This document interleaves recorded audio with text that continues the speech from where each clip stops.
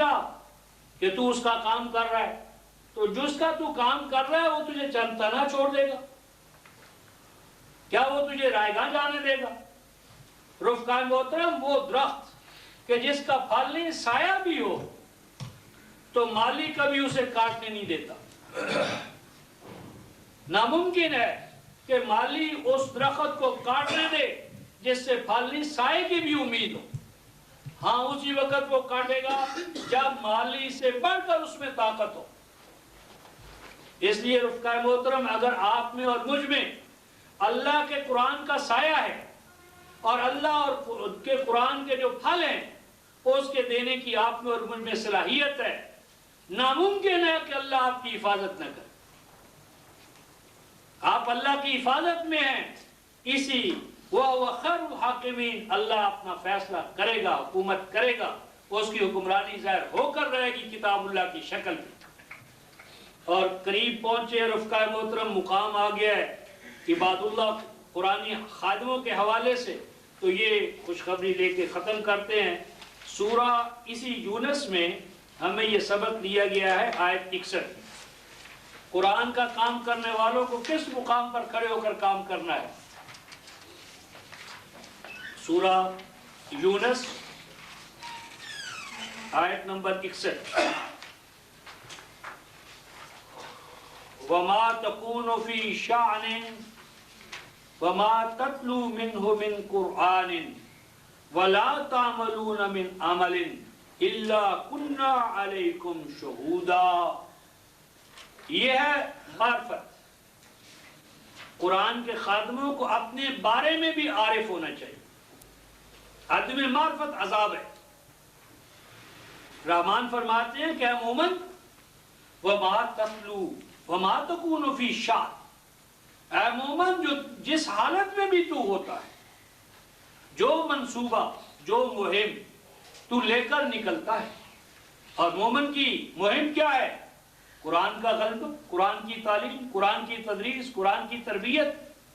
تو قرآن کے منصوبے کو لے کر جب تو اٹھتا ہے، بیٹھتا ہے، وَمَا تَتْلُو مِنْهُ مِنْ قُرْآنٍ، اور جب تو قرآن کا کوئی ایک حصہ پڑھنے پڑھانے کے لیے اس کی تلاوت کرتا ہے، پیش کرتا ہے، اور اے رسول تیری ہی بات نہیں، اور اے دائی صرف تیری بات نہیں، وَلَا تَعْمَلُونَ مِنْ عَمَلٍ، اور اے جماعت مومنین تم بھی قرآن کے غلبے کے لیے جو عمل بھی کرتے ہو، چھوٹا عمل ہو بڑا عمل ہو، مومن قرآن، خادم قرآن جس وقت ڈیوٹی پر ہوتا ہے رفقائے محترم، سپاہی جب چھٹی پہ ہو اور ہوتا ہے، جب وہ سپاہی ڈیوٹی پر ہوتا ہے وردی پہنے ہوئے، اس کی توہین کرنا اسٹیٹ کی توہین ہوتی ہے۔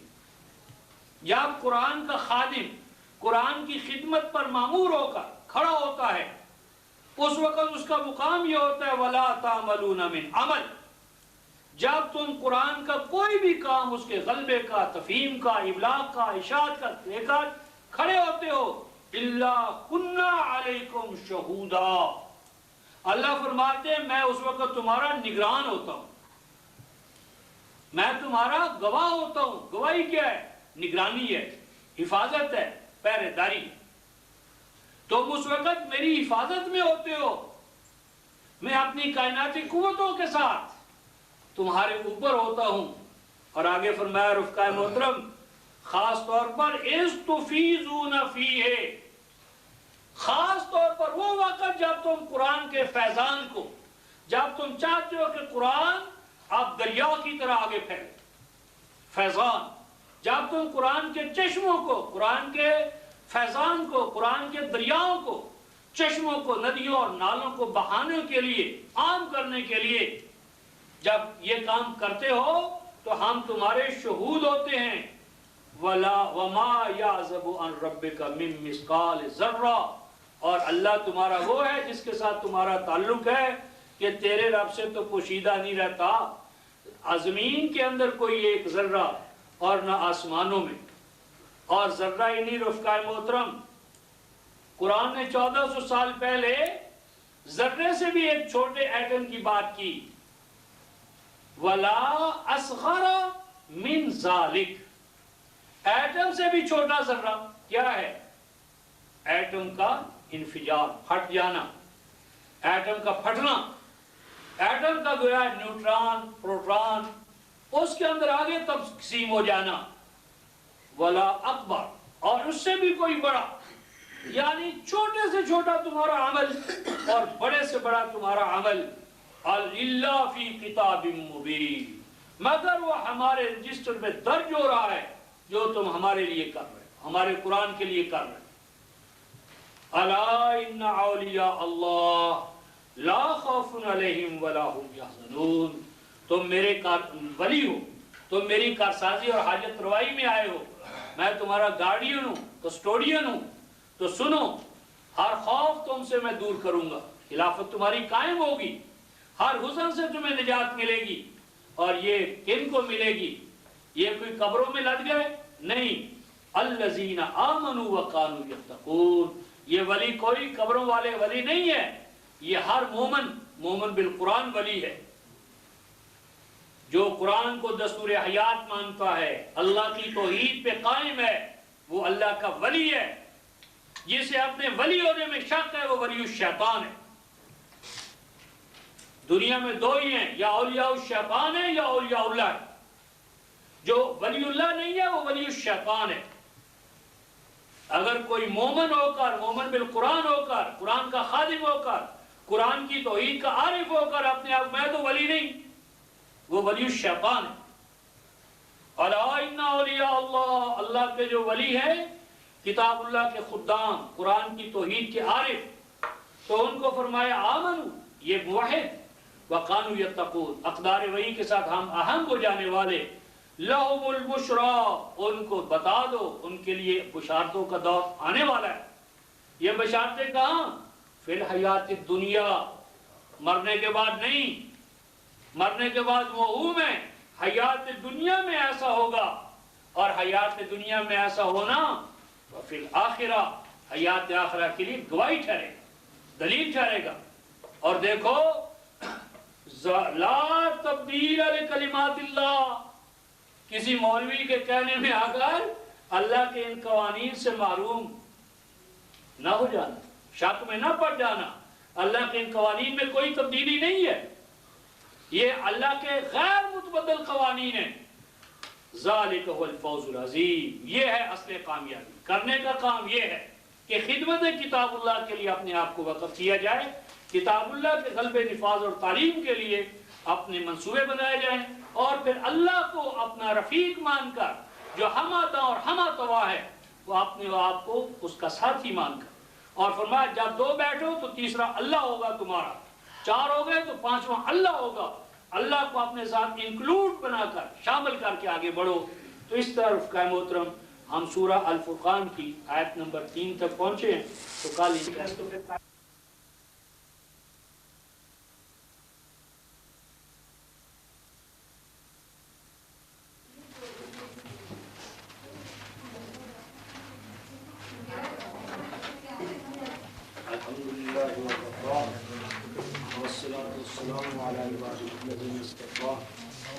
اما بعد فاعوذ باللہ السمیع العلیم من الشیطان الرجیم، بسم اللہ الرحمن الرحیم۔ معزز خواتین و حضرات، آج ہم سورۃ الفرقان 25ویں سورہ جو ہے اس کی آیت نمبر 25 سے ترجمانی کا آغاز کر رہے ہیں۔ سورہ الفرقان 25ویں سورہ، چوتھی آیت۔ بسم اللہ الرحمن الرحیم۔ وقال الذين كفروا إن هذا إلا إفك افتراه وأعانه عليه قوم آخرون فقد جاءوا ظلما وزورا۔ صدق الله مولانا العظيم وبلغنا رسولنا النبي الكريم ونحن على ذلك من الشاهدين الشاكرين والحمد لله رب العالمين۔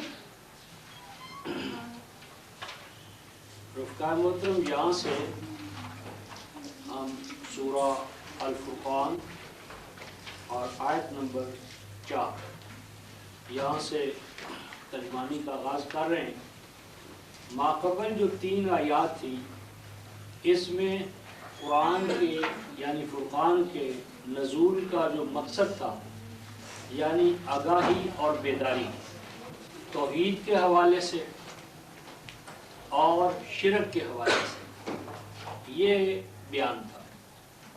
اب جو مشرکین ہیں ان کے رد عمل سے گفتگو ہو رہی ہے کہ وہ اس دعوی توحید کو دعوت توحید کو کس حوالے سے دیکھتے ہیں، ان کا رد عمل کیا ہے، کیونکہ ہر دعوت جو ہے وہ اپنا کوئی نہ کوئی رد عمل پیدا کرے گی۔ ایمان والوں کا اور رد عمل ہوگا، اہل کفر کا اور ہوگا، اہل شرک کا اور ہوگا۔ تو اب کفار کے یعنی منکرین کے جو دراصل مشرکین ہیں قرآن میں کفر شرک کے حوالے سے اور ایمان توحید کے حوالے سے، تو اب اہل کفر یعنی اہل شرک ان کے حوالے سے گفتگو ہوتی ہے۔ پھر ارشاد ربانی ہے وَقَالَ الَّذِينَ كَفَرُوا، اور کہتے ہیں وہ لوگ جو مشرک جنہوں نے اللہ تعالیٰ کی ذات میں، صفات میں، اختیارات میں دوسرے اشخاص کو، نبیوں کو، ولیوں کو شریک بنا رکھا ہے، وہ کہتے ہیں ان ھذا الا افک، یہ ان ھذا کا مشاغلہ ہے قرآن، کہ یہ جو قرآن ہے یا قرآن میں جو دعویٰ کیا جا رہا ہے نہیں ہے یہ مگر افک۔ آفاقہ یا فکو افکن اصل میں ایک تو ہوتا ہے گھونسلہ، وہ گھونسلہ جس میں تلاش کرنے والے کو انڈا ملے، یا شہد کا چھتا، ایک تو خالی ہے اور ایک ہے کہ جس میں باقاعدہ شہد ہو، موم ہو۔ تو ایسا چھتا کہ جو خالی ہو اور خشک ہو گیا ہو، سوکھ گیا ہو، کہ اب اس میں شاید نام کا بھی ہے، نام کا بھی نہیں ہے شاید۔ تو آفاقہ یا فکو افقن اصل معنی کسی چیز کا سوکھا ہوا ہونا، سکڑا ہوا ہونا، اور پھر اس کا معنی ہوتا ہے کہ اس میں نتیجہ خیزی نہ ہو، وہ فروٹفل نہ ہو، میننگ فل نہ ہو، اس میں کوئی مقصدیت نہ ہو، غایت نہ ہو، نتیجہ خیزی اور ثمر باری نہ ہو۔ تو یہ چیز جو ہے کہ آپ کہہ سکتے ہیں فیبریکیشن، کہ یہ اللہ کی طرف سے تو کچھ نہیں ہے، یہ سب کچھ جو ہے یہ اس بندے کی یا اس رسول کی، جسے وہ رسول تو نہیں مانتے لیکن ان کا خیال تھا کہ جو اپنے آپ کو رسول کہتا ہے یہ اس کی اپنی سب کچھ گھڑنت ہے، اس کی فیبریکیشن ہے، اس نے یہ سب کچھ گھڑ لیا ہے۔ آگے خود ہی قرآن میں یہ الفاظ ان کے آئے افطرا ہو، افطرا یفتری، کسی چیز کو ڈائی اور ڈھانچے کے بغیر تراشنا۔ افطرا یفتری فریون، ایسی چیز کہ جسے قالب میں، ڈائی میں جو پیٹرن ہے اس کے مطابق نہ ڈالا گیا ہو۔ تو یہ ڈھالا ہے، کھڑا ہے رسول نے اس کو، وَأَعَانَهُ عَلَيْهِ قَوْمٌ آخَرُونَ، اور اس عمل میں مدد کی ہے اس رسول کی ایک اور قوم نے، یعنی ایک دوسری قوم ہے، فارنرز، باہر والے، وہ گویا کہ اس کی پشت پر ہے، جس میں وہ کہنا یہ چاہتے ہیں کہ یہ فارن امپیریلزم جو ہے یہ اس کا ایجنٹ ہے، یہ اپنے طور پر یہ سارا کام نہیں کر رہا بلکہ بیرونی ایک طاقت ہے کہ جس نے عربوں کے اندر، ہمارے سماج کو، معاشرے کو تو بالا کرنے کے لیے یہ سارا کھڑا کیا ہے، یعنی یہ کھڑا کیا گیا ایجنٹ ہے ہمارے اندر باہر کی قوم کا۔ فقط جاؤ ظلم و زورا، فرمایا کہ انہوں نے جو افق اور افطرا کا ہے اور ساتھ کا ہے کہ ایک باہر کی قوم ہے جس نے اس کی مدد کی ہے، تو فرمایا فقط جاؤ ظلم، انہوں نے یہ دعویٰ کر کے نہ اپنے آپ کو توحید کے حوالے سے جو ان کی قدر و قیمت پڑ سکتی تھی اس کی کوئی اپریسیشن کی ہے، نہ انہوں نے قرآن اور اس کے دعوے پر غور کیا ہے، اور نہ ہی انہوں نے رسول اور اس کی شخصیت اور ذات جو ہے اور اس کی جو امانت اور صدق ہے اس پہ کوئی غور کیا ہے۔ وَزُورًا، زارا یزور و زوراً و زوراً، خلاف حقیقت کوئی بات، ان ریئلسٹک یا جو حقیقی نہ ہو، تو انہوں نے ایک ظلم یعنی نا انصافی کی بات، بے جا بات، ناروا بات بنیاد بات کی، بے ٹھکانہ بات کی، ایک ایسی بات کی کہ جس کا کوئی سیاق و سباق سے تعلق نہیں ہے۔ اس ضمن میں پیچھے رفقا محترم ہم پڑھ چکے ہیں سورۃ النحل میں، سورۃ النحل 16ویں سورہ جو ہے اس کی آیت نمبر 103 اور 104 میں یہ الفاظ آئے ہیں، وَلَقَدْ نَعْلَمُ، سورہ النحل آیت 103 104، وَلَقَدْ نَعْلَمُ، اور ہم یہ بات اچھی طرح جانتے ہیں، أَنَّهُمْ يَقُولُونَ، کہ یہ جو منکرین قرآن ہیں، منکرین توحید ہیں، شرک کے اندر جو رات دن ڈوبے ہوئے ہیں، وہ یوں کہتے ہیں، یقولون، وہ کہتے ہیں، وہ پراپوگنڈا کر رہے ہیں، انما یعلمہ بشر، کہ یہ قرآن جو ہے یہ خود اس کا اپنا نہیں ہے، یہ اس کی اپنی تخلیق نہیں ہے، یہ کریشن اس کی نہیں ہے، یہ اس کے اپنے ذہن کی رسائی یہاں تک کیسے ہو سکتی تھی؟ یہ کلام محمد صلی اللہ علیہ وسلم کا اپنا نہیں ہے، انما یعلمہ بشر، اس کو ایک اور آدمی ہے جو یہ قرآن پڑھاتا ہے، یعنی وہ رسول کو کہتے تھے معلم، کہ اس کو تو ایک اور آدمی ہے، وہ جا کر اسباق دیتا ہے، سبق دیتا ہے، وہاں سے جا کر یہ پڑھتا پڑھاتا ہے، یہ قرآن اس کا اپنا نہیں ہے۔ یعنی ایک طرف تو کہتے ہیں کہ یہ قرآن والا جو ہے یہ ایجنٹ ہے، اور دوسری طرف یہ بتاتے ہیں کہ وہ تو اس میں کوئی صلاحیت ہی نہیں ہے، تو یہ دونوں باتیں ایک دوسرے سے متضاد ہیں۔ تو کہتے ہیں کہ اس کو کوئی پڑھانے والا پڑھا جاتا ہے، اب اس پر قرآن کہتا ہے لسان الذی یلحدون الیہ اعجمی وہذا لسان عربی مبین، سورۃ النحل آیت 103، فرمایا کہ ان احمقوں سے پوچھو کہ جس کے بارے میں تم کہہ رہے ہو کہ وہ رسول کا استاذ ہے، وہ استاذ جس کو تم کہہ رہے ہو وہ تو غیر عرب ہے، اجمی ہے، وہ غیر عرب اجمی یعنی فارن باہر والا، وہ جو قرآن پڑھا رہا ہے رسول کو، اور وہ ایسا قرآن پڑھا رہا ہے کہ وہ قرآن جس زبان میں ہے اس زبان کی جو ترکیبیں ہیں، الفاظ ہیں، ان کا مقابلہ کرنے سے تم عاجز آ گئے ہو۔ یعنی کوئی باہر سے پٹھان آ جائے اور وہ پٹھان آ کر جو ہے پنجابیوں کو کوئی بات پڑھائے، اور وہ اتنی اعلیٰ ہو کہ تمام پنجابی، یعنی تمام پنجابی، تمام اردو دان، یعنی جو مقامی اہل زبان ہیں، وہ اس کا مقابلہ کرنے سے عاجز آ جائے، اس جیسی فریزز، تراکیب، اسالیب وہ وضع کرنے سے عاجز آ جائیں، تو یہ عجیب، جو وہ تو پھر مافوق البشر ہوگا کوئی۔ تو قرآن نے کہا کہ یہ ان کا جو دعویٰ ہے کہ اس رسول کو کوئی اور انسان آ کر سمجھا جاتا ہے، پڑھا جاتا ہے، بتا جاتا ہے، تو قرآن کہتا ہے کہ وہ جو بقول تمہارے استاذ ہے اس کا، اس کو تم نکال باہر کرو، اس کو لاؤ سامنے، تاکہ دنیا کو پتہ چلے بھئی یہ وہ آدمی ہے۔ تو ایک بات تو کہی کہ یہ ظلم ہے، اب ایک اور بات ان کی طرف سے آئی، اور وہ یہ آیت نمبر 5، وَقَالُوا أَسَاطِيرُ الْأَوَّلِينَ، مزید برآں کچھ اور لوگ ہیں جو کہتے ہیں کہ نہیں نہیں ایسی بات نہیں ہے، آخر اس قرآن میں ہے ہی کیا؟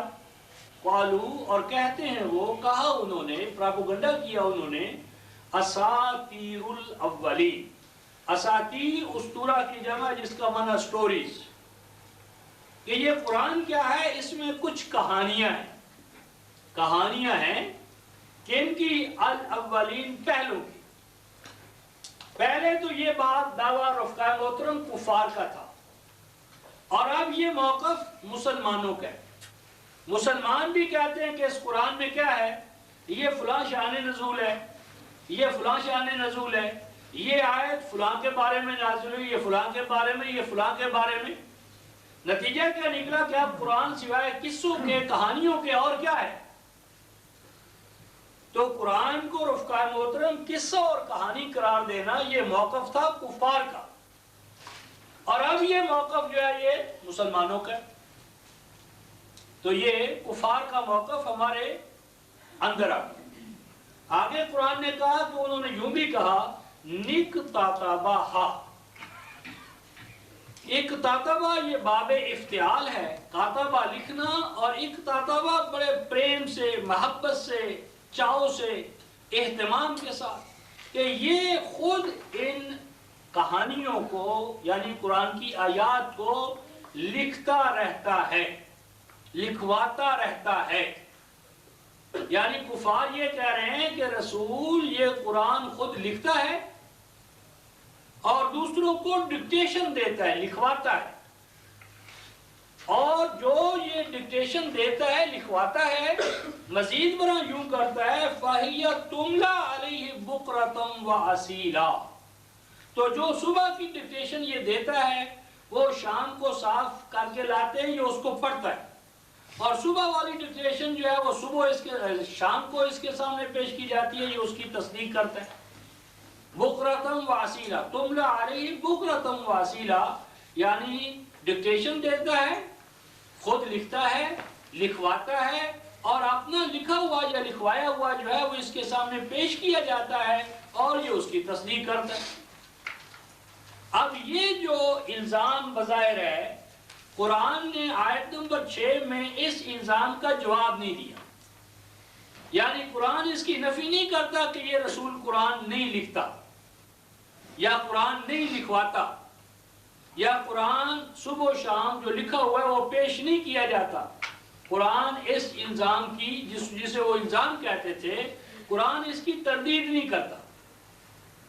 اس کا معنی ہے کہ یہ امر واقع ہے، یہ کفار کی گواہی ہے کہ رسول قرآن لکھتا ہے، قرآن لکھواتا ہے، اور جو لکھواتا ہے صبح و شام اس کی سرٹیفائی کرتا ہے، اسے اس کی تصدیق کرتا ہے۔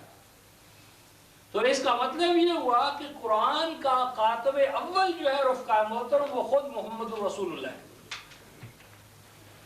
قرآن پہلی جو لکھائی ہے قرآن کی وہ خود نبی پاک صلی اللہ علیہ وسلم نے کی ہے، اور پھر اس کے جو دوسرے کاتب ہیں وہ کون ہیں؟ صحابہ کرام، یعنی کاتب اول نبی پاک صلی اللہ علیہ وسلم کی ذات، اور کاتب ثانی جو ہے وہ ہیں خود صحابہ کرام۔ یہ جو تصور ہے کہ رسول کی زندگی میں قرآن لکھا ہی نہیں گیا اور رسول تو لکھنا پڑھنا جانتے ہی نہیں تھے، یہ دونوں باتیں باطل ہیں۔ قرآن کا کاتب اول محمد رسول اللہ، اور ان کے بعد ان کی نگرانی میں تیار ہونے والے صحابہ کرام۔ مثلا اگر آپ سورہ عباسہ 80 سورہ دیکھیں، 80 سورہ آیت نمبر 13 سے 16 تک، 80 سورہ عباسہ آیت نمبر 13 تا 16، ما قبل تذکرہ یعنی قرآن کا ذکر ہے، تو قرآن کہتا ہے فی صحف مکرمۃ، قرآن ایسے کاغذوں میں ہے، صحف یصحف صحیفہ کاغذ کو کہتے ہیں، ایسے کاغذوں میں ہے، مکرمۃ جو کاغذ ڈگنیفائیڈ ہے، آنریبل، یعنی بہتر سے بہتر، اس وقت کا جو بہتر سے بہتر کاغذ تھا، اس کاغذ پہ، اس کاغذ کے اندر یہ قرآن لکھا گیا، مرفوع، اور یہ قرآن جن اوراق میں ہے وہ عظمت والے ہیں، بلند و بالا ہیں، عظیم الشان ہیں، مطہرہ، ہر طرح کی ایسی لکھائی جو ہر طرح کی عیب سے، کمزوری سے پاک ہے، یعنی یہ قرآن کے مضامین بھی رفیع القدر ہیں، بلند و بالا ہیں، ہر کمزوری سے پاک ہیں، اور جن کاغذوں میں یہ قرآن لکھا جا رہا ہے ان کاغذوں کی بھی یہی شان ہے۔ اور اس قرآن کو لکھ کون رہے ہیں؟ بِأَيْدِي سَفَرَةٍ كِرَامٍ بَرَرَةٍ، بِأَيْدِي سَفَرَةٍ كِرَامٍ بَرَرَةٍ، یہ قرآن جن سے کہ رسول لکھوا رہے ہیں یا جو اس قرآن کو لکھ رہے ہیں، بِأَيْدِي سَفَرَةٍ، اس قرآن کو ایسے ہاتھ لکھ رہے ہیں، بِأَيْدِي با کا معنی ہے ساتھ، ایدی ید کی جمع ہے، ایسے ہاتھوں سے قرآن لکھا جا رہا ہے۔ کیسے ہاتھ رفقا محترم؟ سافاراتن، سافارا یسفارو، ہر کاتب کو نہیں نہیں کہتے. کاتبہ یکتب تو معنی ہوتا ہے لکھنا، اور جب لکھنے والا ہینڈ رائٹنگ میں اتنا پختہ اس کا ہو جائے کہ تیز لکھے تو آہستہ لکھے تو خط پختہ ہو جائے، خوبصورت ہو، دور سے نظر آئے کہ کسی نے یہ خط لکھا ہے، ایسے کاتب کو صفر اور صفر کہتے ہیں، سین کے ساتھ، سواد کے ساتھ نہیں. تو صفر، صفر اور صفر، ایسا لکھنے والا رائٹر کہ جس کا ہینڈ رائٹنگ انتہائی پختہ بھی ہو اور خوبصورت بھی ہو، موتیوں کی طرح وہ الفاظ جڑے ہوں. اب یہ جو رفقائے محترم صحابہ کرام کی جو شان قرآن میں موجود ہے، اس کا اطلاق کر دیا ہمارے اہل روایات نے فرشتوں پر کہ یہ فرشتے قرآن لکھتے ہیں. اللہ کے بندوں، فرشتوں نے قرآن کس کے لیے لکھ رہا ہے؟ یا تو چلو مان لیا کہ اس دور میں پریس نہیں تھا، تو چلو وہ فرشتے عرش پر بیٹھے ڈھیروں ڈھیر قرآن لکھتے رہے، تو وہ پھر قرآن لکھا ہوا فرشتوں کا زمین پر آ جائے. چلو پریس کا ایک بدل ہمیں مل گیا، سبسٹیٹیوٹ مل گیا کہ اللہ کے ملائکہ قرآن لکھ لکھ کر زمین پر بھیج دے. یہ تو ایک تک ہے، منطق ہے، قابل قبول بات ہے. اور اگر یہ نہیں تو یہ بیٹھے معمول پر فرشتے قرآن لکھ رہے ہیں، کس کے لیے؟ یعنی قرآن فرشتوں کے لیے نہیں ہے، وہ فرشتے مکلف نہیں ہے قرآن کے، اور عرش پر کوئی اور مکلف نہیں ہے جس کے لیے قرآن لکھا جائے. تو یہ ڈنڈی ماری ہے، صحابہ کی جگہ پر فرشتے لکھ دیا تاکہ یہ ثابت کیا جائے کہ صحابہ نے تو قرآن لکھا ہی نہیں ہے، یہ تو فرشتوں نے قرآن لکھا ہے. تو یہ ایسا ہی ہے جس طرح کا قرآن تو رسول نے جمع ہی نہیں کیا. یہ تو نبی پاک صلی اللہ علیہ وسلم کے انتقال پر قرآن ٹوکریوں میں کھجوروں کے پتوں پر ادھر ادھر بکھرا ہوا تھا چارپائیوں کے نیچے. اور حضرت عائشہ کی بکری بھی آ کر کھا گئی بہت سی آیات کو، نعوذ باللہ من ذالک. اور وہ آیتیں گویا عائشہ کے سوا کسی کے پاس تھی ہی نہیں. تو پھر بہت دیر بعد جنگ یمامہ ہوئی، تو جنگ یمامہ میں بہت سے حفاظ شہید ہو گئے. تو حضرت عمر نے حضرت ابوبکر سے کہا قرآن لکھ لو. انہوں نے کہا میں وہ کام کیوں کروں جو اللہ کے رسول نے نہیں کیا. اب ایک تو عمر کو بنیاد بنا لیا، دوسرا ابوبکر کی شہادت دے دی کہ رسول نے تو یہ کام کیا نہیں.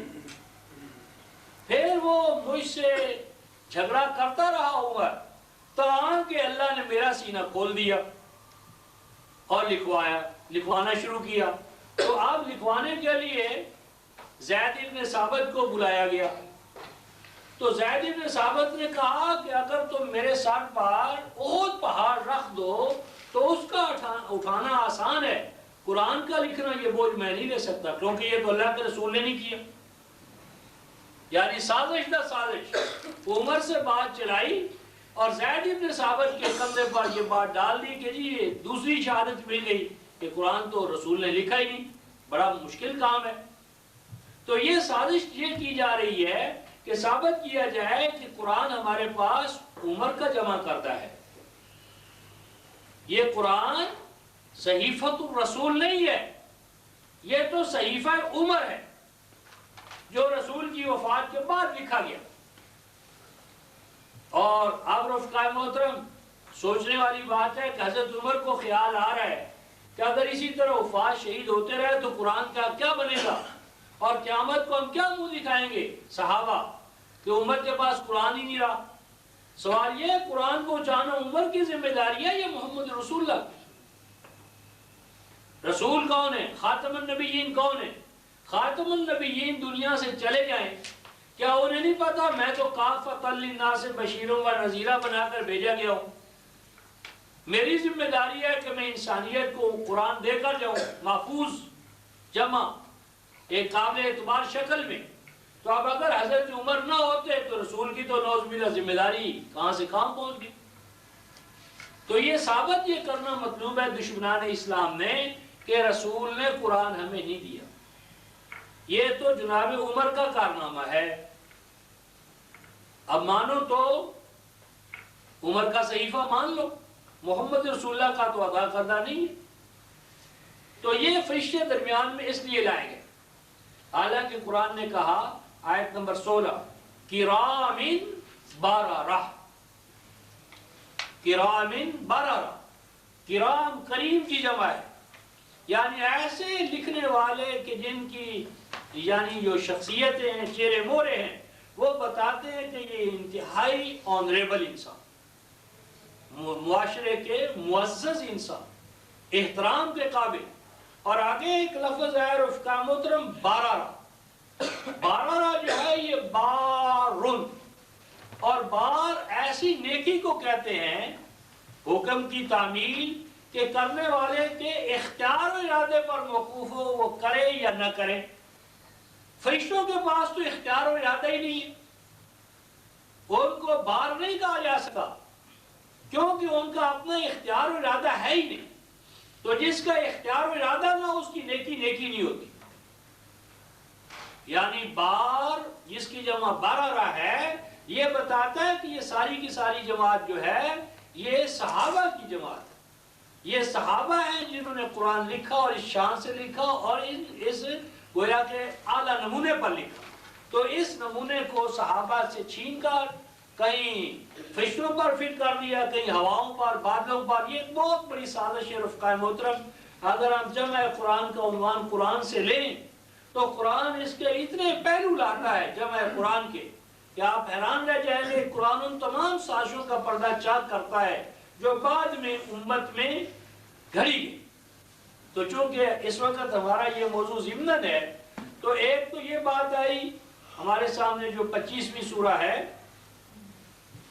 کہ تملا علیہ بکرۃ واسیلا، کہ یہ قرآن رسول لکھواتے ہیں اور یہ قرآن صبح و شام ان کے سامنے تصدیق کے لیے پیش کیا جاتا ہے۔ اس کے ساتھ ایک اور مقام دیتے ہیں رفقا محترم، سورہ مریم 19ویں سورہ ہے۔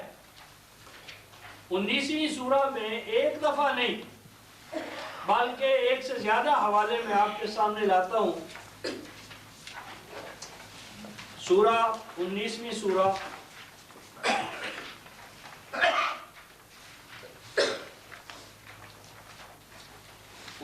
سورہ تو سب سے پہلے ہم لیتے ہیں آیت نمبر 16 وَاذْكُرْ فِي الْكِتَابِ مریم 19-16 وَاذْكُرْ فِي الْكِتَابِ مریم۔ اب اس کے ترجمے پہ غور کریں۔ اس کا یہ ترجمہ صحیح نہیں ہے کہ کتاب میں سے مریم کا ذکر پڑھیے۔ قرآن حکیم نے وَاذْكُرْ مِن کتاب یا من الکتاب مریم نہیں کہا۔ قرآن یہ نہیں کہہ رہا کہ کتاب میں سے مریم کا ذکر پڑھ کر سنا دیجئے، بلکہ یہ کہہ رہا ہے کہ کتاب میں مریم کا ذکر کیجئے۔ کتاب میں سے ذکر پڑھنا اور کتاب میں ذکر کرنا دونوں میں فرق ہے۔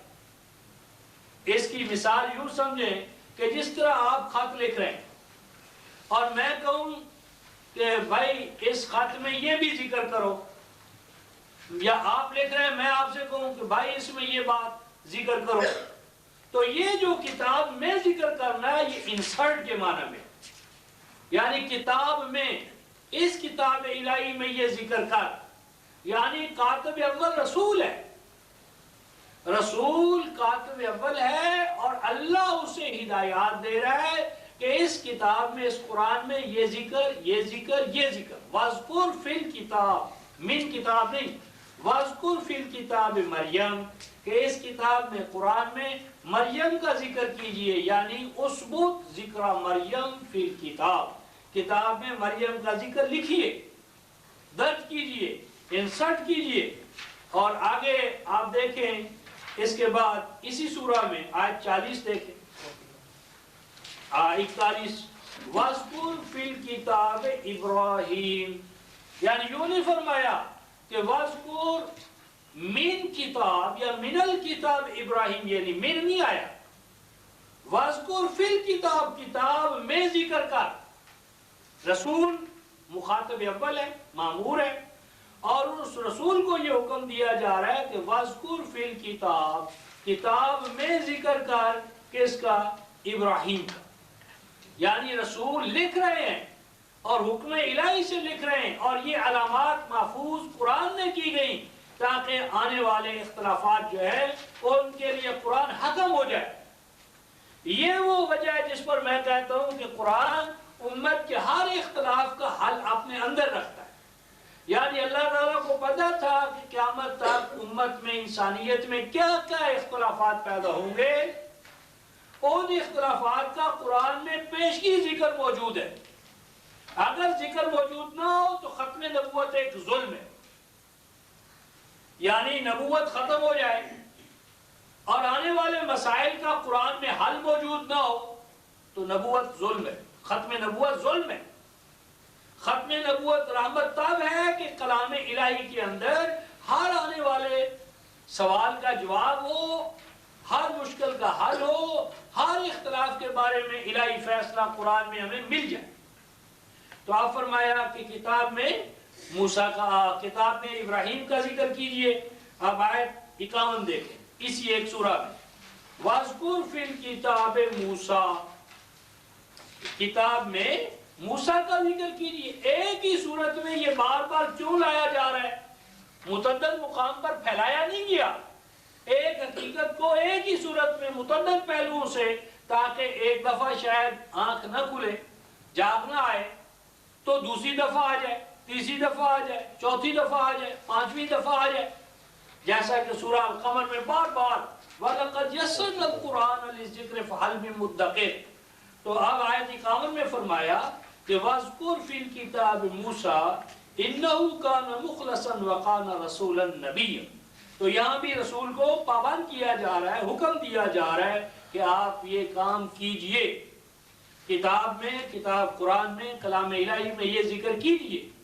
اب دیکھیے آیت نمبر 54، وَاذْكُرْ فِي الْكِتَابِ اسماعیل، کتاب میں اسماعیل کا ذکر کیجئے، آیت نمبر 54۔ پھر آیت نمبر 56، وَاذْكُرْ فِي الْكِتَابِ ادریس، اس کتاب میں ادریس کا ذکر کیجئے۔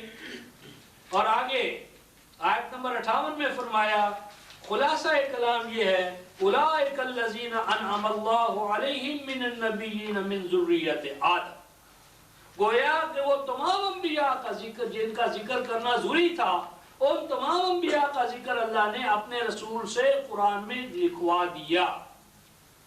تو یہ قرآن جو ہے یہ رسول کا لکھا ہوا، رسول کا لکھوایا ہوا، صحابہ کرام کا رسول کی نگرانی میں لکھا ہوا اور ان کا تصدیق کروایا ہوا۔ اس کے بعد قرآن میں داخلی شہادات ہے رفقائے محترم، داخلی شہادات، کہ جو داخلی شہادات بتاتی ہیں کہ قرآن کی جو کتابت اولا، پہلی کتابت جو نبی پاک صلی اللہ علیہ وسلم نے کی تھی، وہ کتابت آج تک چلی آ رہی ہے، ہم قرآن سے ثابت کریں گے۔ ایسی علامات موجود ہیں جو اس بات کی قطعی دلیل ہے کہ اس امت نے اللہ کے تصرف کے تحت اس کتابت کو بھی چینج نہیں کیا کہ جو کتابت نبی پاک صلی اللہ علیہ وسلم نے اختیار کی۔ حالانکہ اگر اس کتابت سے ہٹ کر کتابت کر دی جائے تو مفہوم میں تبدیلی نہیں آئے گی، ذرا برابر مفہوم میں تبدیلی نہیں آئے گی۔ کتابت میں چینج آنے سے مفہوم اور معنی میں کوئی تبدیلی نہیں آئے گی، اس کی قرآنی مثالیں موجود ہیں۔ لیکن اس کتابت اولا کو جو محمد رسول اللہ نے کی اور صحابہ کو کروائی، قرآن میں اس کو پریزرو کیا گیا ہے، اِنَّا نَحْنُ نَزَّلْنَا الذِّكْرَ وَإِنَّا لَهُ لَحَافِظُونَ کا یہ بھی ایک پہلو ہے۔ اب ہم سورہ الفرقان کی آیت نمبر 5 پر ہیں کہ یہ قرآن جو رسول پیش کر رہے ہیں، جس کو لکھتے ہیں، لکھواتے ہیں اور اس کو سرٹیفائی کرتے ہیں، اب اس کا جواب حقیقی دیا آیت نمبر 6 میں، قُلْ أَنزَلَهُ الَّذِي يَعْلَمُ السِّرَّ فِي السَّمَاوَاتِ وَالْأَرْضِ إِنَّهُ كَانَ غَفُورًا رَحِيمًا۔ فرمایا تو انہوں نے تو کہا کہ یہ رسول نے خود قرآن فیبریکیٹ کی ہے۔ اب اللہ تعالیٰ فرماتے ہیں کہ رسول تو بشر ہے، اولین و آخرین بھی مل جائیں تو قرآن تصنیف نہیں کر سکتے۔ ان سے کہے انزلہ الذی، نازل کیا ہے، اتارا ہے، بھیجا ہے اس قرآن کو اس ذات نے یعلم السر، جو جانتا ہے پوشیدہ چیزوں کو، پوشیدہ رازوں کو، وہ راز جو آسمانوں میں پوشیدہ ہے اور وہ راز جو زمین یا زمینوں میں پوشیدہ ہے۔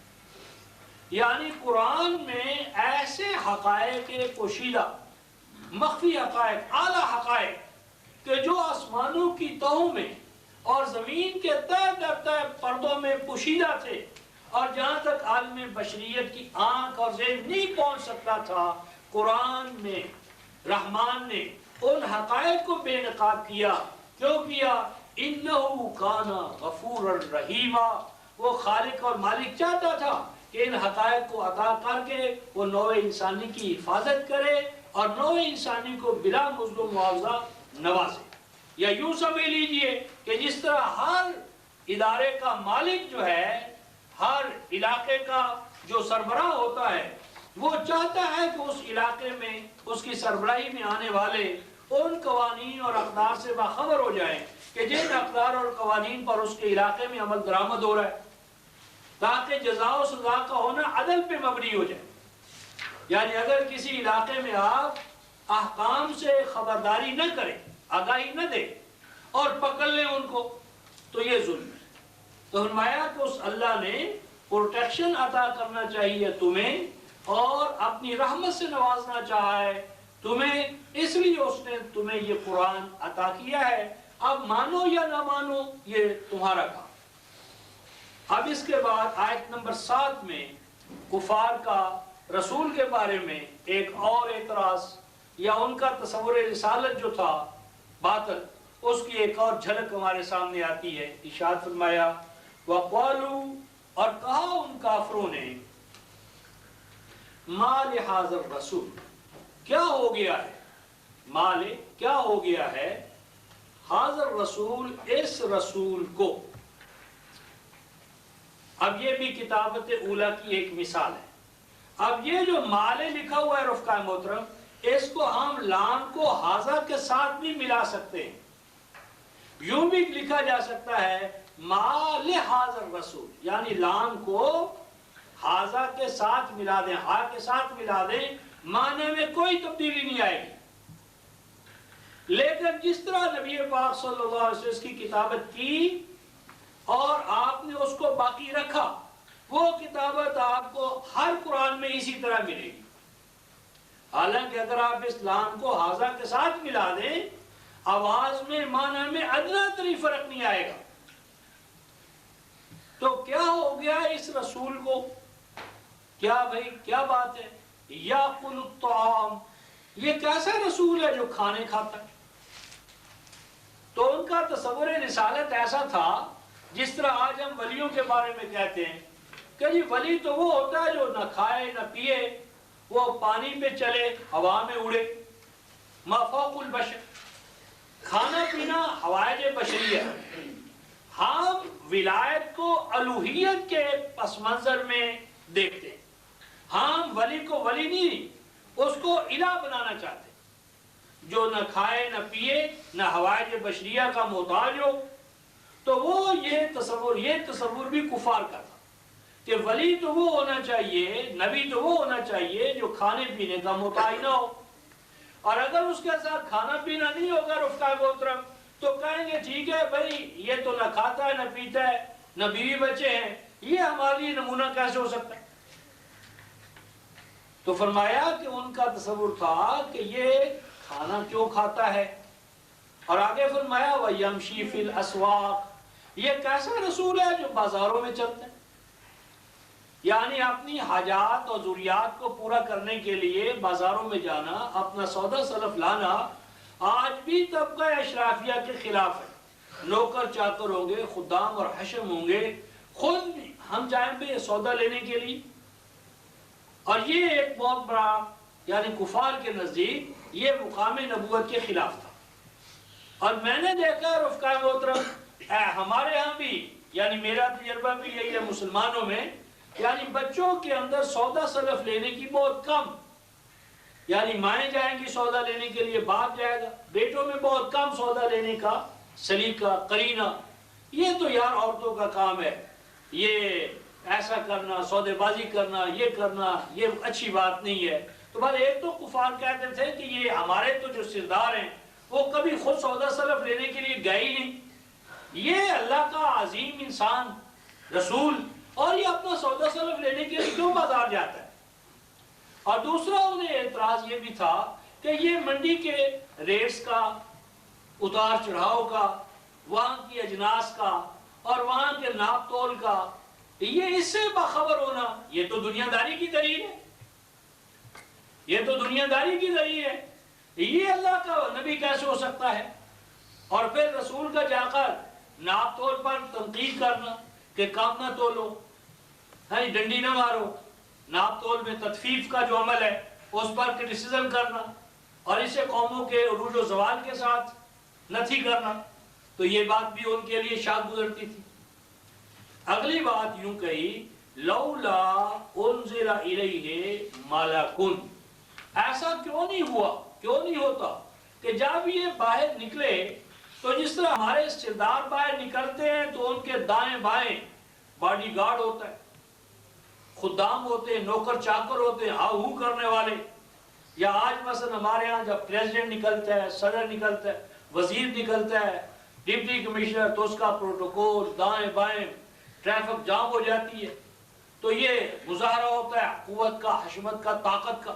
تو ایسا کیوں نہ ہوا، لولا انزل الیہ ملکون، کیوں نہیں اتارا جاتا، بھیجا جاتا اس کی جانب کوئی فرشتہ مفوق البشر، فَيَكُونَ مَعَهُ نَذِيرًا، کہ جب وہ چلے رسول باہر نکلے دعوت و تبلیغ کے لیے یا اور کاموں کے لیے، تو وہ رسول کے ساتھ باڈی گارڈی کا فریضہ انجام نہ دے، بلکہ اس کے آداب بتائے، رسول آ رہا ہے، تعظیم کے لیے کھڑے ہو جاؤ، ہاؤ ہو کا فریضہ انجام دے۔ تو یعنی رسول کی جو عوامیت تھی، رسول کی جو بشریت تھی، رسول کا انہی میں سے ہونا، یہ ان کے لیے قابل قبول نہیں تھا۔ ایک اور بات بھی ان کے خیال میں رسول کی رسالت کے منافی تھی، وہ کیا تھی؟ او یلقا الیہ کنزن، رسول تو اس کو ہونا چاہیے جو بڑا سرمایہ دار ہو، خزانوں کا مالک ہو، بہت، اللہ کا رسول ہے بھائی، کوئی معمولی ہے؟ تو اللہ کے رسول کے پاس تو ڈھیروں ڈھیر سونا چاندی، دنیا جہان کی دولت اس کے پاس ہونا چاہیے۔ اچھا، اب اگر دولت ہو اس کے پاس اور لوگ اس کی دعوت مان لیں تو کیا کہیں گے؟ یہ تو میاں خرید و فروخت کر رہا ہے، دولت سے خریدا جا رہا ہے، دولت سے دوسروں کے ایمان پہ ڈاکہ ڈالا جا رہا ہے۔ یہ دعوت کا کمال نہیں ہے، دائی کا کمال نہیں ہے، دولت کا کمال ہے۔ جس طرح انہوں نے پچھلی دفعہ کہا کہ بھئی یہ سپریم کورٹ کا فیصلہ نہیں ہے، یہ تو چمک ہے، چمک کا کمال ہے، یعنی اگر عدالت ادھر جائے تو چمک ہے، ادھر آئے تو تعصب ہے۔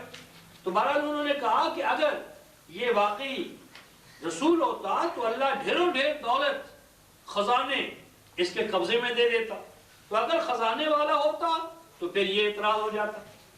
آگے کہا اور تکون لہو جنہ، پہلا تو تھا سرمایہ داروں کی طرف سے، اب جاگیردار بولے کہ چلو بھئی سرمایہ دار نہیں تو ہم ان کے ساتھ یہ جاگیردار طبقہ اشرافیہ، تو یا پھر کوئی بہت بڑا لینڈ لارڈ ہونا چاہیے تھا جس کے باغات ہوتے، اور باغات اس لیے ہوتے ہیں کہ یاکلوا منہا، کہ خود بھی کھاتا پھلوں سے، باغات سے، اور جو اس پر ایمان لاتے ان کو بھی کھلاتا۔ اور اگر ایسا ہوتا جو اس طرح میں نے کہا ہے تو کہتا صاحب گندم دے کر، دانے دے کر ایمان خرید رہے، بوریوں کے منہ کھول دیے اور ان کے ایمان پہ ڈاکہ ڈال رہے۔ تو ارشاد فرمایا یہ چیزیں جو ہیں ان کے خیال میں رسالت کے منافی تھی، نہ اس کے پاس خزانے، نہ اس کے پاس باغات، نہ ہاؤ ہو کرنے کے لیے باڈی گارڈ، نہ بازاروں میں چلنے میں کوئی دل میں پشیمانی، یہ سارے کام۔ تو انہوں نے کہا ہو نہ ہو، اب بات آخری کیا کی؟ وَقَالَ الظَّالِمُونَ، ان تتبعون الا رجلا مسحورا، کہا انہوں نے کیا مسلمانوں، کہا ظالموں نے کیا مسلمانوں جس کے تم پیچھے چل رہے ہو، جس کو تم نے اپنا رسول مان لیا ہے، یہ رسول تو ہے نہیں، یہ ہے ایک آدمی، کیسا آدمی رفقا محترم، مسحورا، جس پہ کسی کا جادو چل گیا، جس پہ کسی نے جادو کر دیا۔ یہ رسالت کچھ نہیں ہے، نبوت نہیں ہے، یہ تو بھائی کسی نے اس کے دماغ پہ، دل پہ جادو کر دیا ہے، یہ جادو زدہ ہے۔ مسحور کا معنی سحر زدہ، جادو زدہ۔ اب کفار نے کہا رفقا محترم کہ یہ رسول کون ہے؟ جادو زدہ ہے، اس پہ کسی کا جادو ہو گیا۔ اب اللہ تبارک و تعالیٰ کا جواب ارشاد فرمایا، انظر کیف ضربوا لک الامثال، اے رسول ذرا غور کرو کہ 40 سالہ نبوت سے پہلے کی زندگی جو ہے، اس میں 40 سالہ زندگی، اس میں کسی کوئی جادوگر کا کوئی جادو ہوا ہو؟ نہیں ہوا۔ اور جب براہ راست نبوت اور رسالت کا فیضان ہوا، واللہ یعصمک من الناس کے مقام پر فائز ہوئے، تو اب جادوگر کا جادو چل گیا۔ انظر ذرا غور کرو، کیف ضربوا لک الامثال، کہ اے رسول یہ تیری شان میں کس قدر ناروا باتیں کہہ رہے، کس قدر گھٹیا ذہنیت پہ اتر آئے، کیا بول تراش رہے تیری ذات کے بارے میں۔ فضلوا، بس یہ کہنے والے کہ رسول پہ کسی نے جادو کر دیا ہے، اللہ فرماتے ہیں فضلوا، یہ عقیدہ رکھنے والے گمراہ ہو گئے۔ یہ گمراہ قوموں کا، گمراہ افراد کا عقیدہ ہے کہ رسول پہ کسی کا جادو ہو گیا۔ اور آگے فرمایا رفقا محترم، فلا یستطیعون سبیلا، پس جب تک یہ عقیدہ رکھیں گے کہ رسول پہ کسی نے جادو کیا ہوا ہے، نہ پا سکیں گے یہ اللہ کا راستہ۔ اللہ کے راستے پر چلنا ممکن نہیں۔ اللہ کا راستہ اور رسول کے جادو زدہ ہونے کا عقیدہ، یہ دونوں ساتھ ساتھ نہیں چل سکتے۔ اب رفقا محترم مقام ظلم ہے کہ کل یہ کافروں ظالموں کا عقیدہ تھا، اور آج یہ نام نہاد مسلمانوں کا عقیدہ ہے۔